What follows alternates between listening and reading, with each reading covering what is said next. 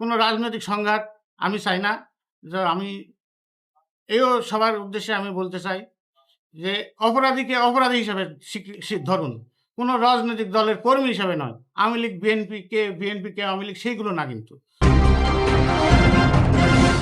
আসলে ভাই মানে এটা নেহাত রাজনৈতিক প্রতিহিংসাপরায়ণ হয়ে যে বক্তব্যটা দেওয়ার দরকার সেটা দিয়েছে। আসলে যে ঘটনার আরকান্দি বাজারের কথাটা বলছে সেখানে আমি বা আমার কোনো ভাই উপস্থিত ছিল না। সেটা আমার যেটা শোনা তাদের দল বাংলাদেশ জাতীয়বাদী দল বিএনপিতে অংশ ২ টা গ্রুপ আছে নাকি তাদের। তাদের গ্রুপ নিয়ে তারা মারামারি করছে। সেখানে আমাকে রাজনৈতিকভাবে হয়রানি করার জন্য জড়ানো হচ্ছে ভাই। এবং যে কথাগুলো বলা হচ্ছে সেই কথাগুলো সম্পূর্ণরূপে মিথ্যা। আপনারা সাংবাদিক সমাজ এবং এলাকাবাসী তারা সবাই জানে যে এই বর্ণনাগুলো দিয়েছে তারা সাংবাদিক সম্মেলন করে।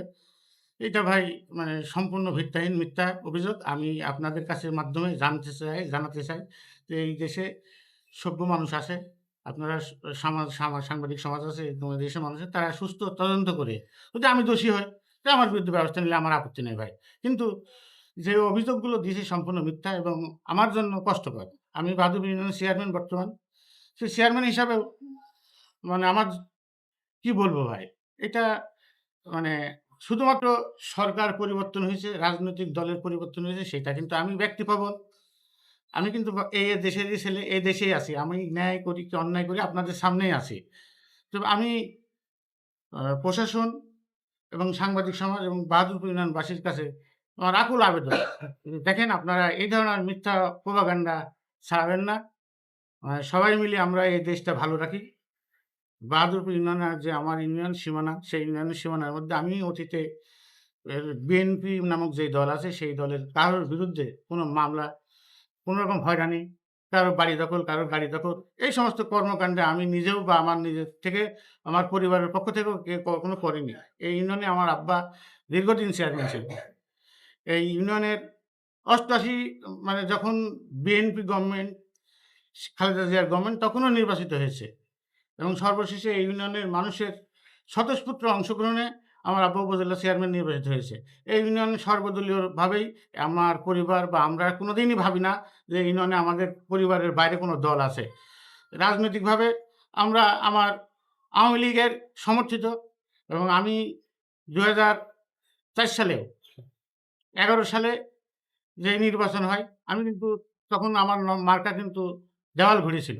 আমি দেওয়াল ঘড়ি থেকেই নির্বাচিত হয়েছি। নৌকা মার্কা পরবর্তীতে দেশের যেই প্রেক্ষাপট, মার্কা ছাড়া মানে রাজনীতি করা দুরূহ ছিল।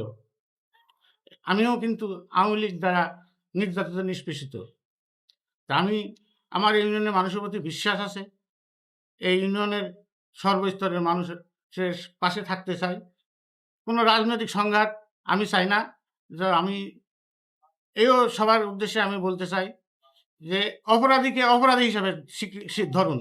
কোনো রাজনৈতিক দলের কর্মী হিসাবে নয়। আওয়ামী লীগ, বিএনপি কে আওয়ামী লীগ সেইগুলো না কিন্তু। কোনো দলীয় হানাহানি এই দেশে কখনোই হয়নি। আমি আশা করব ইউনিয়নবাসী আপনারা সবাই মিলে ভাই এই ইউনিয়নটাকে শান্তি রাখতে হবে। এই ইউনিয়নের শান্তি শৃঙ্খলা বজায় রাখার জন্য আপনারা দলবল নির্বিশেষে আমাকে সহযোগিতা করুন। এই ইউনিয়নের মানুষের মানে যাতে কোনো প্রকার কারো কোনো ক্ষতি না হয়। আসলে বেড়ামারা থেকে আমাদের আ রাজনৈতিক দলের নেতৃবৃন্দ এখানে আমাকে আসছিলেন।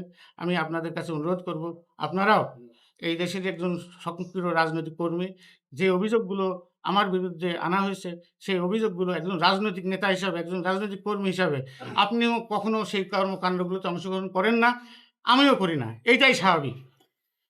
যেহেতু আপনারা আপনাদের উপরেও অনেক নির্যাতন, নিপীড়ন গিয়েছে, সেটা রাষ্ট্রীয়ভাবে। আমার কি সেই শক্তি বা আমাদের কি সেই ক্ষমতা আছে যে আপনাদের রাজনৈতিকভাবে যতটুকু পারি আমার ইউনিয়নের কোনো বিএনপির নামে মামলা মোকদ্দমা, গায়েবী মামলা না হওয়ার জন্য প্রোটেক্ট করার যতটুকু পারিছি আমি চেষ্টা করেছি আমার জায়গা থেকে। আমি কখনো একটি মামলা বিএনপির যে বিরুদ্ধে যে মামলাগুলো হয়েছিল, সেই মামলাগুলোর আমি বা আমার পরিবারের কেউ কোনো বাদী নয়। আমরা মানে আমি গতকালকের সেই যে সাংবাদিক সম্মেলন করছেন আমার শ্রদ্ধেয় আ প্রিন্সিপাল চাচা, আসলাম চাচা, আমি আসলাম চাচাকে বলব, "চাচা আপনি একজন প্রিন্সিপাল মানুষ ছিলেন। আপনি যে কথাগুলো বলেছেন সে কথাগুলো অন্তত খুবই কষ্টকর। আপনার মতন একজন প্রবীণ শিক্ষিত মানুষের মুখ থেকে আশা করি